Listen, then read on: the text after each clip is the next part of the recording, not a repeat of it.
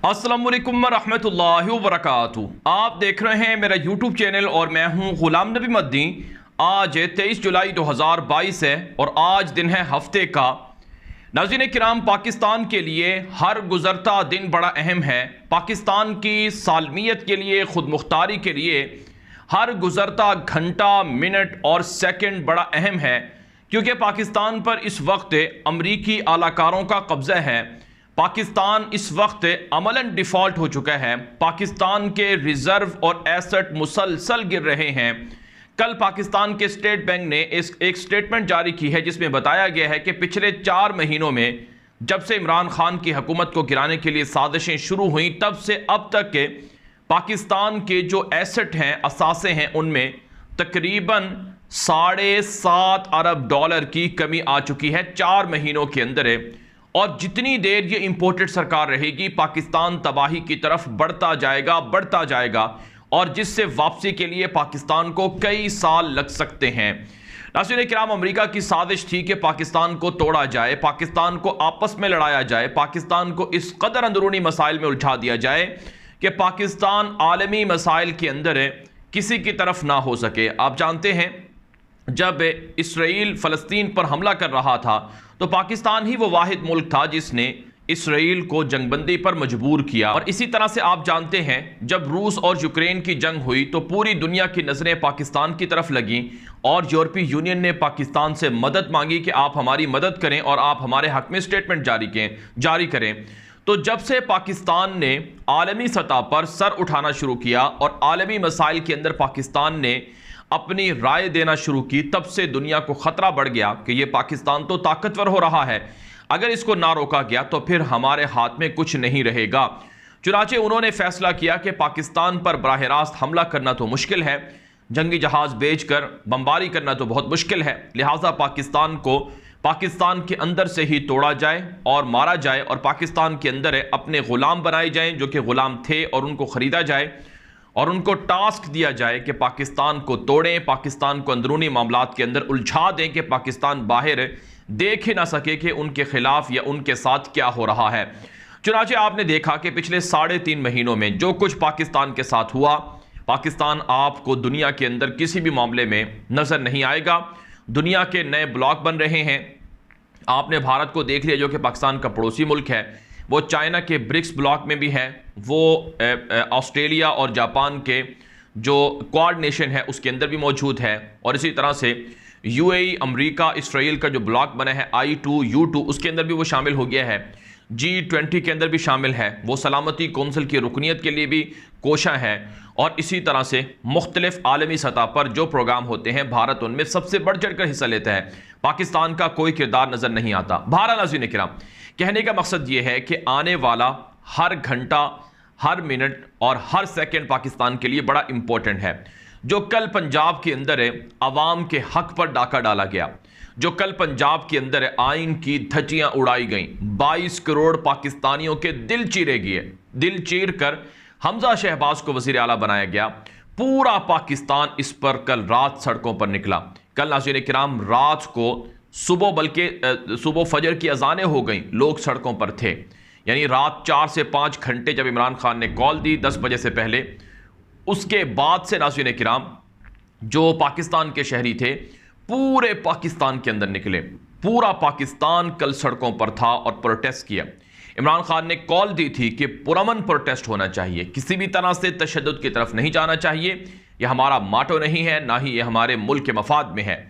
लोगों ने पुरअमन प्रोटेस्ट किया, पेशावर से लेकर कराची तक, हैदराबाद से लेकर कोयटा तक। नाज़रीन किराम, हर शहर के अंदर एहतजाज हुआ।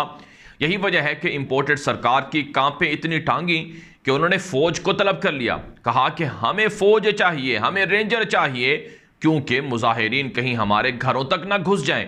अमनो अमान का मसला है। लोग बड़े पुरअमन थे। लोग अब तक 3 महीनों से सब्र कर रहे हैं, सब्र के साथ प्रोटेस्ट कर रहे हैं, और इंपोर्टेड सरकार और इनके आलाकार और इनके सहूलतकार जितना अवाम के सब्र का इम्तिहान लेंगे, अवाम का गम व गुस्सा बढ़ता जाएगा, और अवाम का गम व गुस्सा इतना बढ़ेगा कि इनको मुंह छुपाने की जगह नहीं मिलेगी। इमरान खान समेत पाकिस्तान का हर मुनसिफ शख्स और तज्जियाकार और सहाफ़ी और पाकिस्तान के जो सीनियर लोग हैं वो यही कहते हैं कि जितना वक्त गुजरेगा और जितना अवाम के ऊपर ये जुल्म करेंगे, अवाम के गम व गुस्से में उतना ही ज़्यादा इजाफा होगा। बहरहाल नाज़रीन किराम, इस वक्त क्या हो रहा है आप जानते हैं। कल रात 9 बजे डिप्टी स्पीकर पंजाब ने सुप्रीम कोर्ट के फैसले को बुनियाद बनाकर चौधरी शुजात हुसैन के ख़त को सामने रखकर मुस्लिम लीग काफ के 10 वोटों को मुस्तरद कर दिया और कहा कि 186 वोट लेने वाला परवेज़ इलाही हार गया है और 179 वोट लेने वाला हमजा शहबाज जीत गया है। और आज हमजा शहबाज ने जल्दबाजी में हल्फ भी उठा लिया है, वज़ीर आला भी बन गया है। हालांकि एक वोट का फ़र्क था और वो एक सीट भी वो जो रावलपिंडी का हल्का है वहाँ से धांधली के ज़रिए से जीती हुई है नून लीग ने। तो बहरहाल नाज़रीन किराम, आज सुप्रीम कोर्ट, बल्कि रात ही पिटीशन फाइल हो गई थी सुप्रीम कोर्ट में तकरीबन 2 बजे के करीब, और आज सुबह 10 बजे सुप्रीम कोर्ट के जजेस ने बाकायदा समाअत शुरू की है। और इस समाअत के अंदर जो अब तक की कार्रवाई सामने आई है, जब मैं वीडियो रिकॉर्ड कर रहा हूँ पाकिस्तान के अंदर 12 बजे का वक्त है, अब तक की जो अपडेट सामने आई हैं वो ये हैं कि सुप्रीम कोर्ट ने और सुप्रीम कोर्ट के चीफ जस्टिस ने तलब किया है डिप्टी स्पीकर को और कहा है कि हमारे फैसले में कौन से पैराग्राफ में लिखा है जिसका हवाला देकर डिप्टी स्पीकर ने पाकिस्तान की पंजाब असम्बली में हमजा शहबाज को जिता दिया और परवेज़ इलाही को हरा दिया।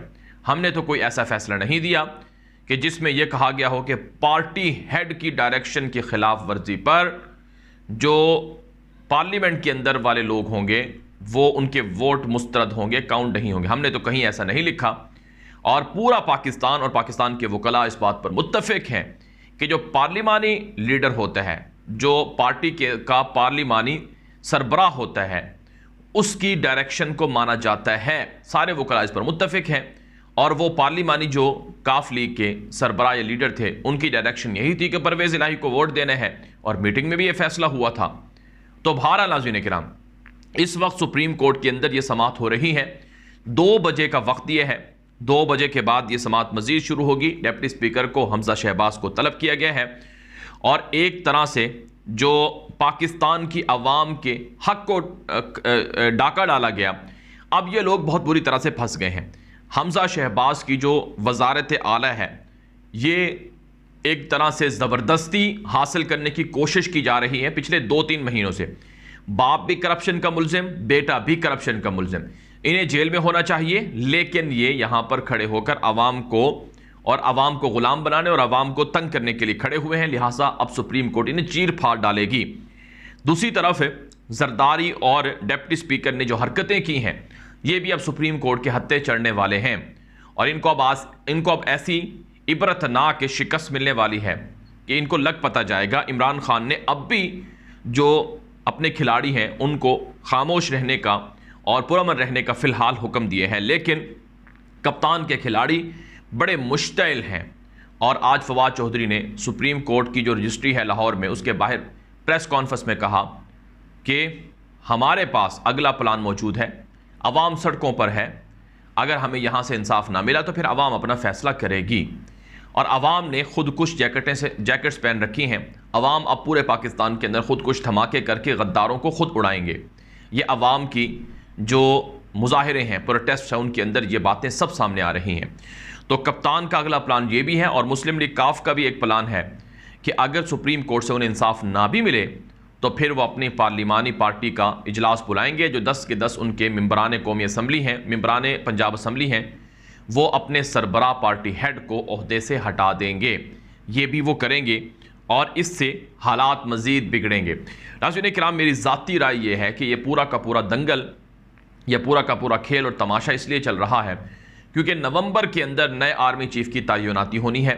उस नए आर्मी चीफ़ की तयनाती के हवाले से वक्त को गुजारा जा रहा है, क्योंकि अगर अभी इसी महीने इलेक्शन कॉल हो जाते हैं तो नवंबर से पहले इलेक्शन करवाने पड़ेंगे। 3 महीने से ज़्यादा अबूरी सेटअप कबूल नहीं है। तो फिर नवंबर की तयनाती इमरान खान करेंगे, 2/3 अक्सरियत भी उनके पास होगी।